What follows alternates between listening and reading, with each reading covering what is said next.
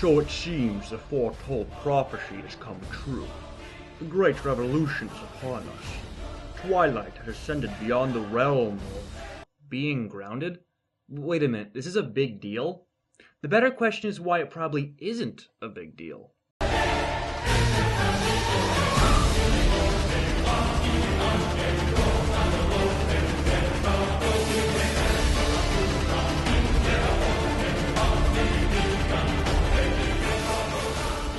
I'm going to break this video into two parts. The part you're hearing now is being recorded and was written before the season finale has aired. Later, I will share my thoughts on the episode after I have seen it. I'm doing this to try and differentiate my feelings toward this new shift for Friendship is Magic.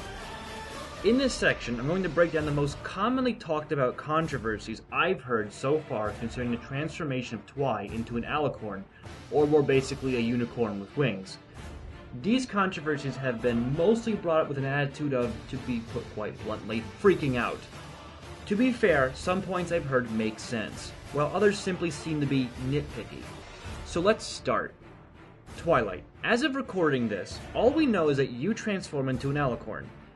In the show, so far we are aware of 3 other Alicorns. 2 are God tier, and 1 is not, those being Luna and Celestia and then Cadence respectively.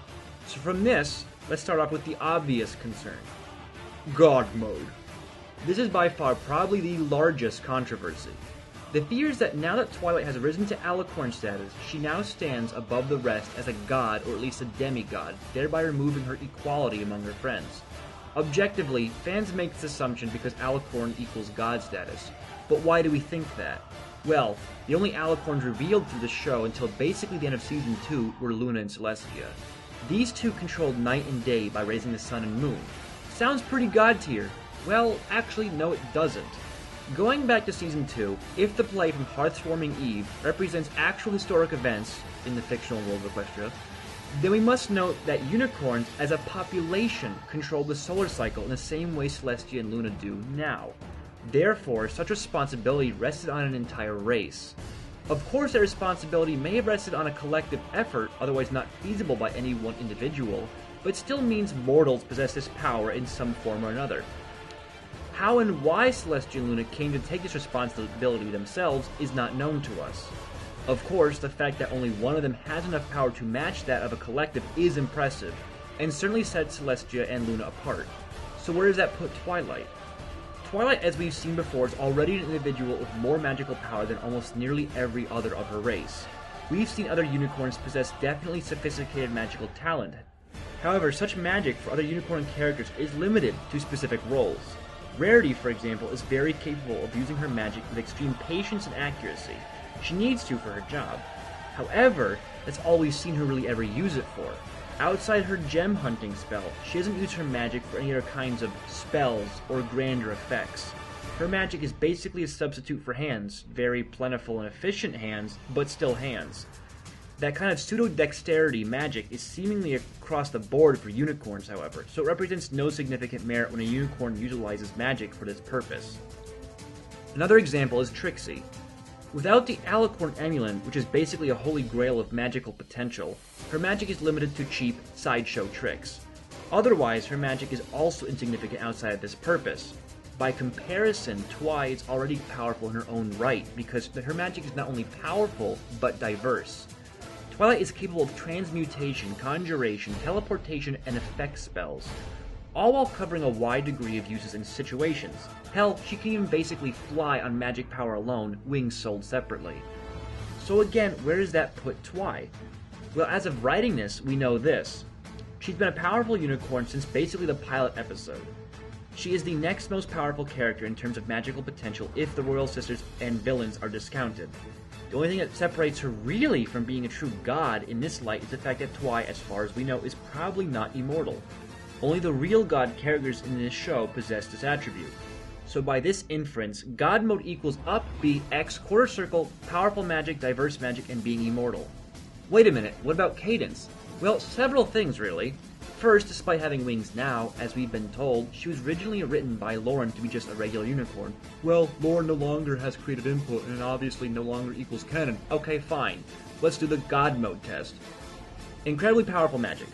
Cadence's magic is definitely powerful, having the ability to shield an entire city, and when combined with another powerful unicorn, one from Twilight's family by the way, obliterate an army. Okay, it's powerful, check. Diverse? Like most unicorns, she uses her magic for pseudo-dexterity. Nothing special there. She excels at protection spells of an emotional sort. Okay, and that's about it. So at the time of writing this, Cadence fails the diversity test. Mortality. Well, it's unknown, but we can infer that she does age from various flashback scenes, so it's very likely she ages and is therefore mortal. End result, Cadence is an Alicorn who lacks God Mode status. Therefore, it is most likely that being an Alicorn does not necessarily equate to being a god. Hence, while possessing diverse and powerful magic, but not necessarily possessing immortality, Twilight will not become a god. So that answers the other expressed fear, immortality. Based on her lack of god status, I don't think she'll outage her friends, which would be kind of depressing if that actually happened, obviously. What else? Retrocon. Retrocon is retroactive continuity, which according to Wikipedia is the alteration of previously established facts in a fictional work. Retrocons are done for many reasons, including the accommodation of sequels or further derivative works in a series, wherein newer authors or creators want to revise the in-story history to allow a course of events that would not have been possible in the story's original continuity. Used to accommodate sequels? New authors wanting to revise in order to allow a new course of events that would not have been previously possible based on the original story's established continuity? Yeah, I can see that, especially since it does seem Hasbro is pulling more strings again.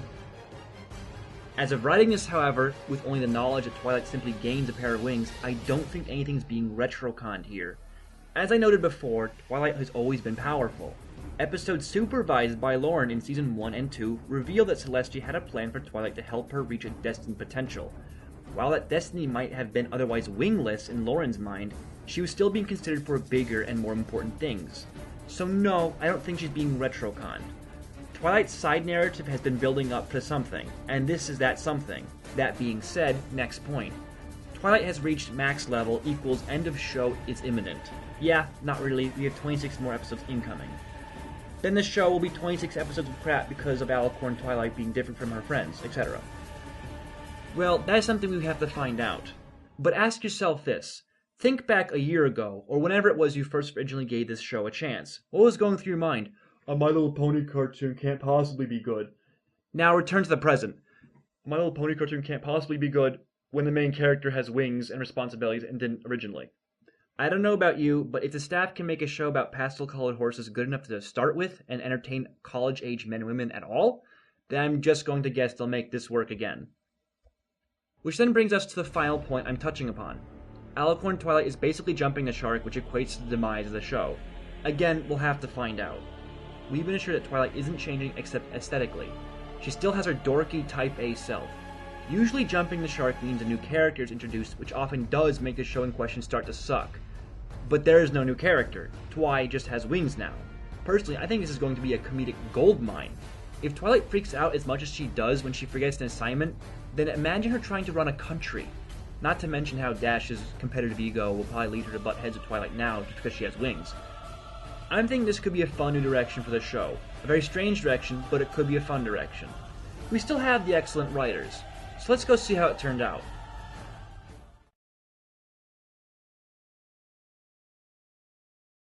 Well, I don't know about you guys, but that was honestly not too bad. In fact, I kind of liked that episode. But first, let's cover the Alicorn elements. Now, because the actual Alicorn situation was only handled at the very end of the episode, we can't make many conclusions just yet. But let's take a look. God Mode. It seems as if we'll have to wait for next season to really clear up most of these cliffhangers. For example, we didn't see much in terms of Twilight being solidified into her new role in much detail.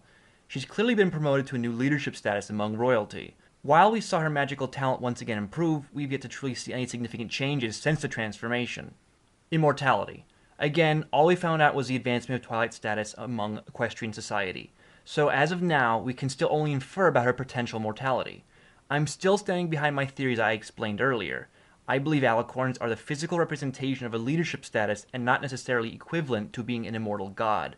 Celestia, Luna, Discord, these are established godlike beings because they exemplify great and sophisticated magic and have been revealed to never age. Retrocon. This entire scene literally just justified everything I believed before watching the finale. Twilight has clearly been growing in previous seasons, and Celestia believes she's now ready to move on to the next level. Twilight has reached her full potential. Well, now, we actually did learn a little bit in this episode to help potentially dispel this concern. Celestia clearly speaks about the future and Twilight's role in it all. We have nothing specific yet, however. Again, Twilight here is just a new leader among the handful which already exists. This is definitely not the end for her, though. Her journey has just begun, I feel. Again, 26 more episodes have been confirmed, so Twilight will certainly have ample time to flesh out her new role. Twilight and Friendship is Magic have jumped the shark. This concept is a matter of perspective, I feel. Wikipedia describes jumping a shark as when a series uses some kind of gimmick in a desperate attempt to keep viewers' interest. It is when a program has outlived its freshness and viewers have begun to feel that the show's writers were out of new ideas. Jumping the shark is usually indicated by the moment when a brand, design, or creative effort's evolution loses the essential qualities that initially define its success and declines, ultimately into irrelevance. While I'm not saying the Alicorn decision wasn't a gimmick, because it totally was, I don't feel it necessarily will make the show lose its essential qualities which defined its success. This was not a card pulled by the writers or anyone at DHX, and it was most likely Hasbro's doing. My guess is that this princess paraphernalia stuff sells well for kids. For Season 1, Celestia fit the bill, and Cadence did the same for Season 2 and most of 3. I believe Twilight is merely the new princess for Season 4. So yes, from a merchandising standpoint, it is a gimmick. Thus, to help advertise the whole thing, Alicorn Twilight needed to be recognized on screen so it gives a reason for kids to want the new toy. This is literally the same business model Pokemon follows when it introduces a new game with a new character roster. Hell, this is the same thing EA Sports titles do, and Call of Duty does. It's an attempt to keep the medium fresh by simply recoding the same thing to look new. There's nothing necessarily wrong with this. Some people honestly like these changes, and that's fine. But at the end of the day, if you really take a step back and look, they are totally gimmicks. That's undeniable. So how does this apply to Friendship is Magic? Like I said, this is dependent on the viewer, their perspectives, and what draws them to the show in the first place. A lot of us enjoy the show for various reasons. It is completely reasonable and understandable that one of these reasons has just been knocked down due to Twilight's transformation, and therefore has jumped the shark for some fans. But, at the same time, there are those who enjoy Friendship is Magic for perhaps reasons which will be undamaged by its transformation. For me personally, I enjoy the show for its clever writing, humor, animation, and world building. The world of Equestria feels like a fun, detailed, and living fictional universe. As a result, I enjoy keeping up with the daily shenanigans of the society and its inhabitants. The moment when Friendship is Magic jumps the shark, for me, will be the moment the show ditches its respect for the audience and otherwise dumbs down everything to be a program which quite literally only appeals to its target demographic. Based on the available information, though, I personally feel this will not be the case anytime soon. Yes, Twilight Alicorn is most likely a gimmick to sell toys, but if you recall, the entire reboot was meant to sell toys, and the show turned out fine thanks to its dedicated and loving development team. So long as the show retains the same devoted development team, I feel this show will retain many of its redeeming qualities. Looking at the finale as an episode, like I said earlier, I was delightfully surprised and thoroughly impressed. Sure, the conflict was a little silly. Skipping the details, the swap of the cutie marks was a little rushed conceptually. And while the solution was rather simplistic, having the appropriate element take on the burden of the ones less fit to fulfill their jobs, it still got the point across. I looked at this episode from a broad perspective, sort of like an end justified the means type of theme. How the conflict was brought about and solved wasn't so much the focus here or necessarily important. The focus was what Twilight and her friends learned, how true friends have always got your back. This lesson could have already been touched upon in the past in other shapes and forms, but here I think it was used to remind the audience of Twilight's legacy. Finishing Star Swirl's spell was sort of like putting the finishing touches onto a puzzle. In the end, we are reminded of the whole picture that puzzle portrays, which helps legitimize or justify Twilight's transformation. Within the episode, I thought it was amusing to see each of the characters out of their respective comfort zones. This actually opens an entirely separate discussion how significantly equestrian society seemingly relies on each character's destiny. For example, without Pinkie Pie, the entire town seems to degrade into a gauntlet of grumpiness and pessimism. Who would have thought her party business held such a significant role in this world? But I digress. The songs were aplenty and top-notch, in my opinion. I especially enjoyed the sadder one in the middle of the episode. The musical tone sounded so mature and serious. Daniel Ingram has not lost his touch, and I'm glad he's still working for DHX. I personally thought the scene with Celestia appearing and singing in what I can only describe as an ether of memories was delightful. I don't know, the scene was just so charming, I can't really explain it. And on a final note, it appears the story arc is not quite over. It sounds like the Season 4 premiere will involve some kind of continuation of the events regarding Twilight's transformation. Way to throw the cliffhanger, Megan. All in all, despite its heavy plot-related content, this episode was rather enjoyable on my end. It wasn't perfect, but for 22 minutes I was impressed and more importantly entertained. So here we are. Season 3, 65 episodes, and a new direction for the show as a whole. What the future will bring, we can only guess. I'd like to take this moment to personally thank everyone for accompanying me through Season 3 and sharing their thoughts and time. It's been a little bumpy here and there, but it's definitely been fun. What are your thoughts on the finale and the season as a whole? I expect mixed feelings about this episode for sure, but it's always interesting to hear people's differing perspectives. I have plans for more videos definitely in the near future, both pony related and unrelated. If you've ever watched PBS Idea Channel or the TED, it'll be something like that. Now if I can just find a green screen. Until next time everyone, I'm Wheels, and as always, thanks for watching.